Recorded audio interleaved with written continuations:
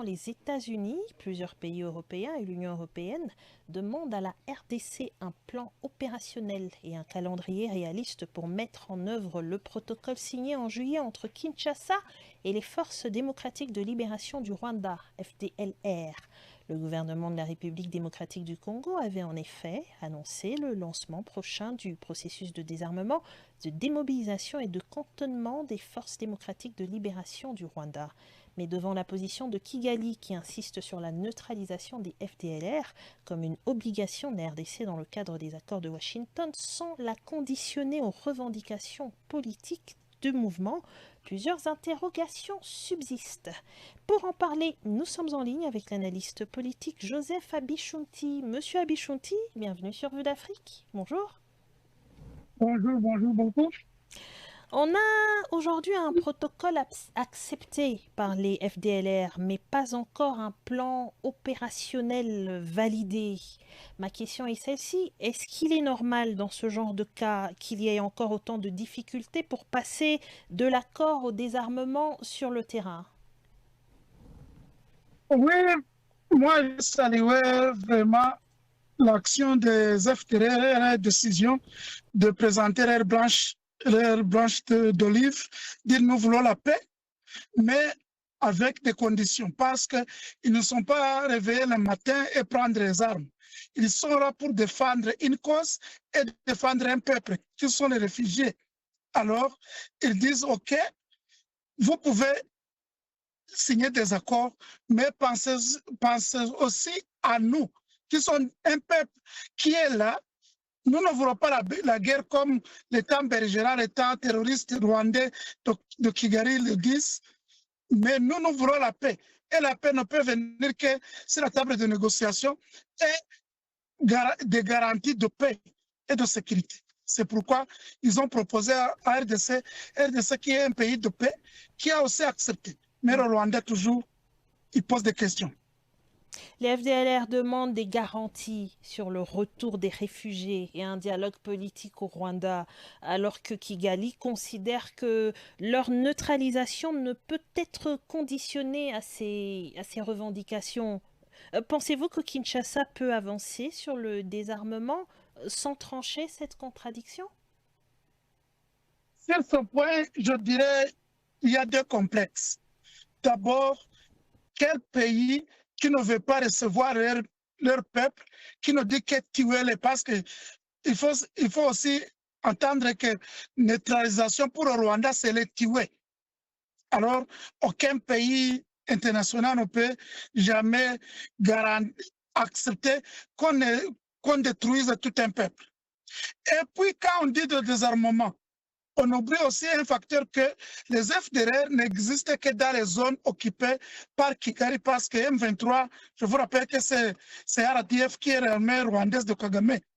Alors, Kigali devrait quitter le pays qu'il a attaqué, qu'il a envahi, le Congo, et encore demander au Congo de faire leur part, de désarmer, et puis on ne échappera pas les négociations. Mais on ne peut jamais désarmer une armée qui est dans une zone ennemie. On ne peut pas demander à Kinshasa d'aller à Goma désarmer les FDR ou à Bukavu. Que Kigali quitte ce terrain, laisse du Congo, et encore demander à la communauté internationale aussi d'exiger au Congo de faire leur part. Kinshasa doit respecter ses engagements envers le Rwanda et la médiation américaine, mais elle doit aussi éviter que les FDLR quittent le processus. Alors, peut-elle aller jusqu'à porter leurs revendications politiques auprès de la médiation américaine pour maintenir leur engagement? D'abord, Kinshasa, un envahi qui a traversé la frontière, occupe leur territoire, ne devrait jamais poser des conditions pour quitter le territoire. Alors, Kinshasa dit, vous mentez, parce que c'est un mensonge, que vous venez chercher les FDR. Quitter le terrain, les FDR, je les ai communiqués, ils sont prêts à déposer les armes.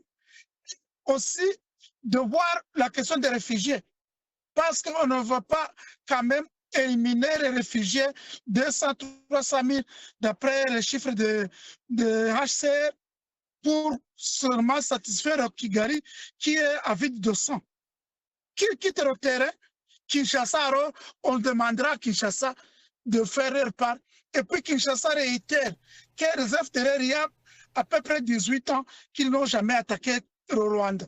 Alors ça ne serait que des sous-attendants, des motifs irrationnels que Kigali avance. Est-ce que le fait de porter leurs revendications auprès de la médiation américaine risque-t-il finalement de transformer ce processus de désarmement en négociation politique, alors que Kigali veut précisément éviter cette logique?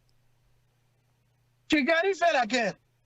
Leur haut cadre, Tite Rutaremara, l'a dit la semaine passée, il a demandé au peuple Banyamulenge, tout le peuple Tutsi, de continuer la guerre jusqu'à Kinshasa. Alors, ça c'est la position du gouvernement rwandais. Les États-Unis devraient voir qu'ils ne négocient pas avec un guerriero qui ne vit que par la guerre, qui ne vit que par le sang, et prendre des mesures qui s'imposent pour exiger Kigali de quitter le Congo et de donner la paix à la sous-région. Alors Kinshasa aussi devrait prendre leur position ferme et exiger la communauté internationale, les Américains, d'user la force pour faire le Rwanda quitter leur territoire. Monsieur Abichunti, au-delà des annonces et du futur comité du suivi, qu'est-ce qui sera selon vous le vrai test de ce processus dans les prochains mois? Certains parlent du nombre de combattants des armées et de leur cantonnement, et d'autres pensent plutôt que le plus difficile sera de faire en sorte que Kinshasa et Kigali arrivent à s'entendre. Vous, où voyez-vous le principal défi?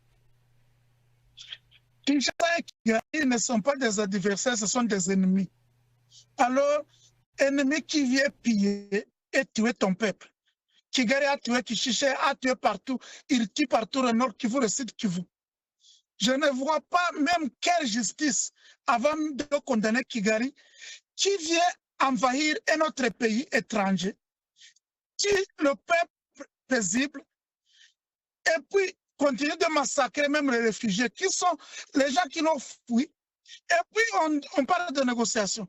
Je demanderai à la communauté internationale, les Nations Unies, les Américains et l'Union européenne de couper et d'exiger Kigali, de prendre des mesures qui se posent pour que Kigali sente la pression et quitte l'autre pays, et puis qu'il commence à négocier pour amener la paix. Parce que le peuple rwandais ne demande que la paix.